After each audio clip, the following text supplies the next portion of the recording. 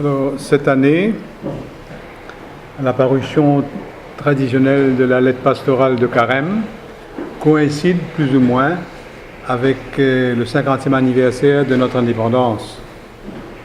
Alors, j'ai voulu pas seulement en parler du 50e anniversaire de l'indépendance, je n'ai pas voulu simplement faire ça, mais j'ai voulu m'adresser spécialement aux jeunes Mauriciens, à tous les jeunes Mauriciens. Comme je dis dans la lettre, quand l'indépendance a eu lieu, j'étais jeune moi aussi, j'avais 26 ans. Aujourd'hui, j'ai 76 ans, j'aurais pu être le grand-père de beaucoup de jeunesse aujourd'hui. Et j'ai voulu justement, tranquillement, offrir à la jeunesse mauricienne ma relecture de ces 50 ans d'histoire de notre pays indépendant. Et pas seulement une relecture, mais aussi partager les rêves que je porte en moi pour mon pays. Vous savez, un des rôles des aînés dans une société, dans une famille, c'est de partager ses rêves, de raconter l'histoire et de partager ses rêves. Pas pour les imposer aux jeunes, mais pour dire aux jeunes, voilà où je suis arrivé, voilà ce que je sens, voilà ce que je pense. C'est à vous maintenant de prendre le relais. Vous pouvez transformer ces rêves, vous pouvez les réélaborer, vous pouvez ajouter de votre cru, mais c'est important qu'une jeunesse ait des rêves et que c'est ça qui nous motive pour payer le prix pour que ces rêves deviennent réalité. Alors, la relecture que je fais, je ne vais pas vous la faire complètement, mais elle est intitulée « Les ombres et les lumières ». Dans l'histoire d'un pays, il y a des belles choses, il y a aussi des difficultés, il y a aussi des ombres, il y a des défis qui restent. Alors, j'ai voulu faire cette relecture comme ça. Par exemple, si on relit l'histoire de notre pays du point de vue économique, on va voir que l'île Maurice a fait un grand pas pour l'amélioration des conditions de vie des Mauriciens. Il y a eu un grand pas qui a été fait. Et nous pouvons être reconnaissants envers tous ceux qui ont été les artisans de ce redressement économique. Que ce soit les patrons, que ce soit les ouvriers à la base, que ce soit le gouvernement, les syndicats, etc. Tout le monde a mis du sien pour que ça arrive. Je crois que nous pouvons être reconnaissants. Mais cette économie qui est, comme vous savez, basée sur l'économie libérale, elle laisse apparaître aujourd'hui, on voit apparaître aujourd'hui deux grands dangers, deux grandes ombres, si vous voulez, au milieu de la lumière qu'elle laisse apparaître. La première, c'est que cette économie que nous avons aujourd'hui à l'île Maurice fait beaucoup de tort à notre environnement. Le développement économique entraîne beaucoup de dégâts dans l'environnement. Par exemple, comme vous savez, nous brûlons de l'énergie surtout fossile, le diesel et le charbon. Il y a un petit peu de gaz, je reconnais, mais c'est encore petit. Il y a un petit peu de photovoltaïque, mais c'est encore petit. Et notre air est pollué par cela. Autre aussi, avec la société de consommation qui s'en va à tout crin, sans cesser de croître, produit des déchets incroyables. Il n'y a plus de place pour les enfouir, et même Marchicos est déjà rempli. Et ces déchets polluent nos rivières, polluent nos lagons, et ne sont pas retraités, ça cause du gaspillage. Je crois qu'il y a quelque chose, il y a un big issue là, pour notre pays. On ne peut pas continuer à se développer comme s'il n'y avait pas ces dégâts dans l'environnement. Il y a à prendre ça en ligne de compte très fort. Deuxièmement, cette même économie, c'est un deuxième danger, elle produit aussi malheureusement de grandes inégalités dans le pays. Le fossé entre ceux qui mènent une vie aisée, pas nécessairement les grands riches, mais ceux qui ont une vie aisée, et les autres, les pauvres, non seulement il existe, mais il grandit de plus en plus. Ce fossé-là est terrible. Et j'ai l'impression que nous sommes assez démunis pour savoir comment le rapetisser, comment ramener cet équilibre-là. Ça n'arrive pas seulement à l'île Maurice, ça. Ça arrive dans beaucoup de pays du monde. Et même les grands pays qui ont un grand développement. Le fossé entre les riches et les pauvres est terrible. Et ça crée un malaise social et nous ne pouvons pas l'ignorer. Il faut à tout prix qu'on prenne ça comme un défi sérieux. Maintenant, si on regarde le développement de l'île Maurice du point de vue démocratique, je crois que nous avons là aussi à rendre grâce, à remercier que notre pays a eu une certaine stabilité politique que tout le monde reconnaît et qui a été de grande valeur. Il n'y aurait pas eu de développement économique s'il n'y avait pas eu cette stabilité politique. À part le renvoi des élections et l'état d'urgence au début, comme vous savez, de 1972 à 1976, on a eu des élections régulières, il y a eu de l'alternance, et je crois que ça nous a beaucoup aidé. La démocratie a joué son rôle. Mais en même temps, on trouve que la démocratie s'épuise. Par exemple, bien sûr, c'est bon d'avoir les élections tous les 5 ans. Mais dans l'intervalle, le peuple est à peine consulté. Le peuple, ça n'intéresse plus les politiciens de savoir ce qu'ils pensent. Il y a peu de dialogue social avec les administrés.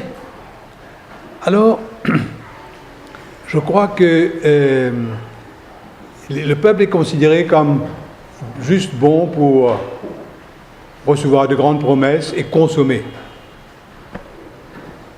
Mais, d'un autre côté, les hommes politiques, de plus en plus, on les voit, ils ne proposent pas comme si un projet de société, une vision de l'île Maurice, dans son côté humain, son côté social, son côté écologique, on ne voit pas ça. On voit surtout des gens qui font à la va-vite des programmes et qui cherchent à être élus ou réélus. Et les personnes qui participent dans la politique comme agents ou comme membres d'un parti, ils ne sont plus adhérents à une philosophie, à un projet de société. Ils sont là simplement comme des gens pour ramasser des votes, se débrouiller pour faire élire leur maître, et après les élections, chercher une récompense. Un petit terrain par ici, un petit job par là, etc. C'est dommage, ça montre que la démocratie s'amenuise. Je crois qu'il est irresponsable de laisser cette démocratie se dévaluer comme ça. Il y a un sursaut à avoir. Et une des causes, si on veut réfléchir bien, de cette dévaluation, c'est le manque de régulation des finances des partis politiques. Comme vous savez, un parti politique à l'île Maurice, c'est la seule type d'institution où n'importe quel argent peut rentrer, sale, blanc, n'importe. Tout l'argent peut rentrer. Il n'y a aucun contrôle. Et deuxièmement, tout l'argent peut être dépensé sans aucun contrôle. Le leader n'a aucun compte à rendre à personne. Alors ça, c'est une source de corruption, une source de grand malaise dans le pays. Et je crois que les hommes politiques qui se respectent doivent avoir le courage de faire des lois qui réglementent cela. Sans quoi notre démocratie va tomber de plus en plus bas. Enfin, si on regarde la société mauricienne en général, je crois qu'il y a un certain bonheur d'être mauricien, que les gens aiment cette diversité culturelle que nous avons et qui se décline dans la nourriture, dans les traditions religieuses, dans la manière de s'habiller, etc. Et qu'on est heureux de ça. Il y a une certaine identité mauricienne qui a commencé à se façonner, si je puis dire. On remarque ça souvent quand on est à l'étranger, quand on rencontre des Mauriciens à l'étranger. On est content d'être Mauricien. On peut rigoler des mêmes blagues, on peut apprécier la même nourriture, etc. Mais, même s'il y a ce sentiment d'être heureux et d'être fier d'être Mauricien, il y a aussi malheureusement quelques démons, comme le démon du communalisme, qui refuse de s'en aller, qui s'incruste. Et comme vous savez, c'est bien triste cela, parce que ça dévalue la qualité de la société mauricienne. Le démon du communalisme, le démon de la corruption, qui vont souvent ensemble d'ailleurs. Enfin, j'ai voulu aussi parler dans cette lettre de l'Église et l'indépendance. Parce que, comme vous savez, la majorité des chrétiens à l'époque de l'indépendance ont voté contre. 44% des Mauriciens ont voté contre l'indépendance. Et cette majorité était surtout des chrétiens, pas uniquement, mais surtout. Mais ce qui est vrai aussi, c'est que une fois l'indépendance proclamée, le cardinal Margeau, qui était jeune évêque à l'époque, a jeté tout son poids personnel et le poids de l'Église pour faire réussir l'indépendance mauricienne. Il a beaucoup plaidé, par exemple, pour que ceux qui avaient les moyens investissent à Maurice. Il a encouragé ceux qui investissaient dans la zone franche, dans le tourisme. Il a même écrit une lettre en disant la responsabilité d'entreprendre pour sauver le développement de l'île Maurice. Mais il a aussi beaucoup insisté sur l'importance de maintenir non seulement un développement économique, mais un développement humain. C'est lui qui, le premier, à travers la commission Justice et Paix autrefois, a parlé de minimum vital. C'est lui aussi qui a parlé pour la première fois de la participation dans l'entreprise. Ou bien, quand Sir Siousaga Ramglam a déclaré l'éducation gratuite, tout de suite, il a, avec les sœurs de Lorette et les autres sœurs qui avaient des collèges, il a insisté pour que les collèges catholiques rentrent dans cette éducation gratuite. Que ça n'y reste pas comme si sur la marge et qu'ils puissent participer à ce qui a été un grand tournant, je crois, dans l'histoire de Maurice, de rendre l'éducation secondaire accessible à tous, ce qui n'était pas le cas. Il y a eu aussi, à l'époque de l'indépendance, beaucoup de, une espèce de grand enthousiasme chez les jeunes qui formaient, par exemple, M25, c'était un groupe qui allait dans les campagnes réparer les maisons abîmées par des cyclones, ou d'autres comme le Tour de l'Amitié, ils allaient, des jeunes de toutes les communautés, circuler dans les villages à bicyclette, rencontrer les gens, les encourager, etc. Et aussi participer à différents projets.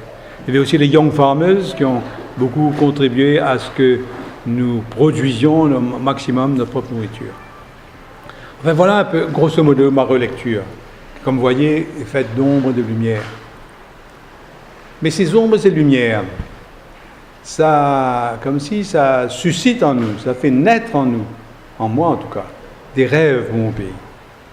J'ai deux rêves surtout que je voudrais que je partage dans cette lettre. Le premier rêve, c'est que notre économie, les gens responsables de l'économie, qui sont les hommes politiques, comme les personnes de l'industrie et de l'entreprise, que notre souci ne soit pas simplement de faire l'économie croître. On est braqué sur est-ce que notre croissance va être 4%, 5%. On est braqué sur, par exemple, est-ce que on va participer au High Income Group. On dit, so what? Qu'est-ce que ça peut faire d'être high income ou middle income? C'est pas ça le but. Le but, c'est que on mette en train une économie qui, à la fois, bien sûr, produit les biens dont on a besoin et fait les profits qui sont nécessaires. Mais le but de ces profits, ce n'est pas de mettre son argent en tas et puis d'aller s'amuser. Le but des profits, c'est de travailler pour que notre écologie environnementale soit respectée. Et ça demande des investissements, ça demande une réflexion, ça demande beaucoup de travail, ça.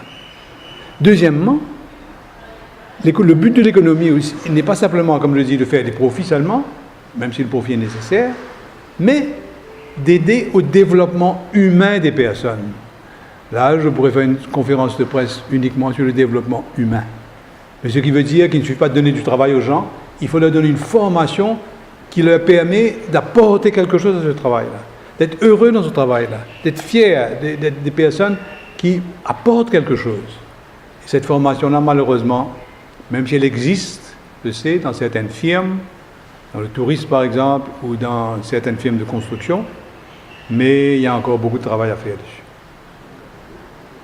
Ça, c'est l'écologie, ce qu'on appelle l'écologie humaine. Il y a l'écologie environnementale, puis il y a l'écologie humaine, qui pousse au développement humain des personnes. Troisièmement, il y a une écologie ici que j'appelle sociale. Ça veut dire que la question de la solidarité et de la réduction de ces inégalités dans les salaires, dans le logement, dans l'urbanisme, dans les loisirs, ces inégalités se réduisent et qu'il y ait plus de solidarité dans notre société. C'est ça mon rêve, que j'appelle ça, comme le pape François l'appelle, une écologie intégrale. Ça couvre l'environnement, ça couvre le développement humain des personnes et ça couvre aussi une solidarité. Solidarité concrète, réelle, qui réduise les inégalités. Ça c'est un but, c'est un rêve que des jeunes et des moins jeunes peuvent prendre et élaborer dessus. Le deuxième rêve, vous savez, c'est le mauricianisme. Nous sommes fiers d'être mauriciens. On dit nous gagnons une diversité culturelle, nous gagnons hindou, nous gagnons culture hindoue, nous gagnons musulmans, nous gagnons chinois, nous gagnons européens, nous gagnons créoles. Enfin, on est content de ça, non? Et à l'étranger, je peux vous dire, quand j'étais à Rome pour recevoir mon cardinat, la seule question que les journalistes étrangers me posaient, c'est ça. Comment vous faites à Maurice pour ne pas vous entretuer avec tous ces différents groupes ethniques? Ça les fascinait. Et c'est vrai qu'il y a quelque chose à l'île Maurice.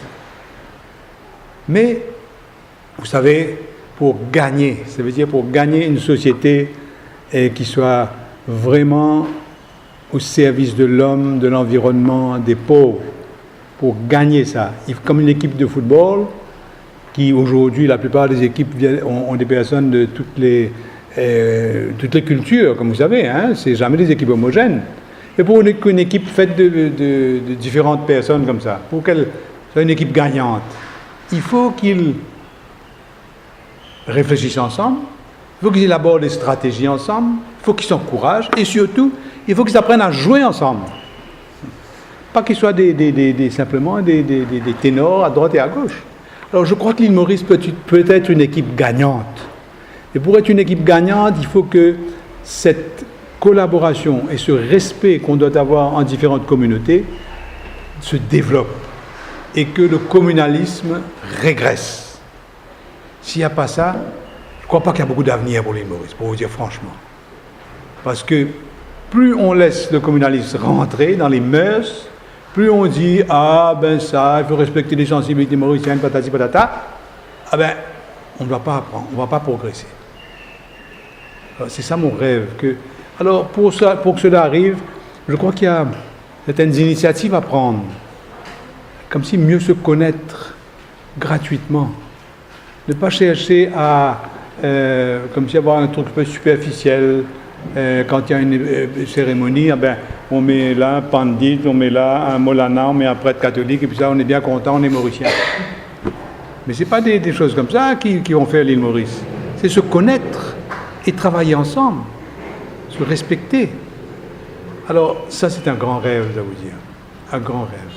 Que je livre aux jeunes. Moi, je suis maintenant âgé, une personne dans l'âge, comme on dit. Et je confie ce rêve-là aux jeunes. Je leur dis, regardez ce que vous pouvez en faire. Regardez qu'est-ce qui est possible.